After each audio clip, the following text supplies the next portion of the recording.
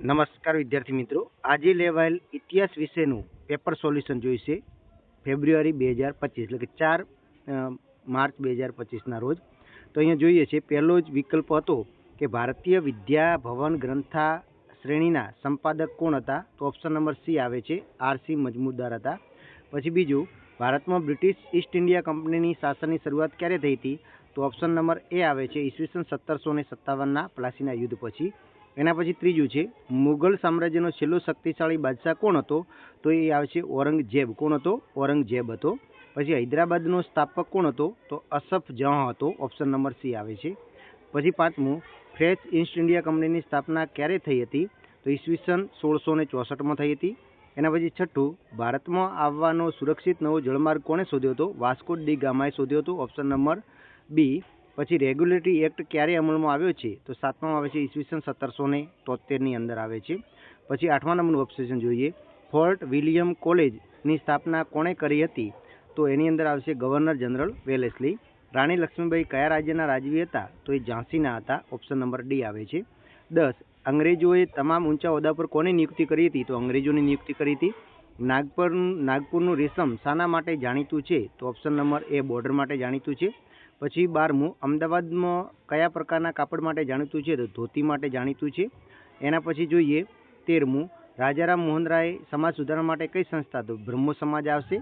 પછી સ્વામી દયાનંદ સરસ્વતીનું બાળપણનું નામ શું હતું? તો સ્વામી દયાનંદ સરસ્વતીનું બાળપણનું નામ એ મૂળશંકર હતું. પછી શેરે પંજાબ તરીકે કોણ જાણીતા હતા? તો શેરે પંજાબ તરીકે લાલા લજપતરાય જાણીતા હતા. પછી સ્વરાજ મારો જન્મસિદ્ધ અધિકાર છે, આ સૂત્ર કોણે આપેલું છે? તો આ સૂત્ર આપેલું છે બાળ ગંગાધર તિલકે આપેલું છે. એના પછી 17મું જોઈએ, ભારતને પ્રથમ અણુ ધડાકો કયા સ્થળે કર્યો? તો પોખરણ સ્થળે કર્યો હતો. પછી 18મું, ભારતમાં દૂરદર્શન સેવાની પ્રથમ પ્રયોગ કયા વર્ષમાં થયો હતો? તો એ 1962માં થયો હતો. પછી ઠંડુ યુદ્ધ શબ્દનો પ્રયોગ સૌપ્રથમ કોણે કર્યો હતો? તો એ બર્નાર્ડ બારુએ કરેલો હતો. પછી કઈ સદીમાં તિબેટ પર ચીનનું આક્રમણ થયું શાસન હતું? તો કઈ સદીમાં તિબેટ પર ચીનનું આ શાસન હતું? તો ઓપ્શન નંબર એ એટલે 18મી સદી આવશે. પછી એક વાક્યના પ્રશ્નો છે, ગુજરાતમાં 1857ના મહાવિદ્રોહના અગત્યના સંશોધન ગ્રંથ કોણે પ્રસ્તુત કરેલું છે? તો ડૉક્ટર આર.કે. ધારૈયા આવશે. પ્લાસીનું યુદ્ધ કોની વચ્ચે રહ્યું? તો સિરાજુદ્દૌલા અને અંગ્રેજો વચ્ચે. કયા મુઘલ સામ્રાજ્યના સમયમાં અંગ્રેજો વેપારી કોઠી સ્થાપવાનો અધિકાર પ્રાપ્ત થયો હતો? તો એમાં આવશે જહાંગીર આવશે. પછી કાયદાનું શાસનની આધુનિક વિચારધારા કોણે આપેલી છે? રૂલ ઓફ લો જે આ વિચારધારા છે એ કોણે આપેલી છે? તો એ વિચારધારા આપેલી છે અંગ્રેજોએ. એના પછી 25મું જોઈએ, કયા ગવર્નર જનરલના ભારતમાં પોલીસ તંત્રની શરૂઆત કરી હતી? કોર્નવોલિસ આવશે.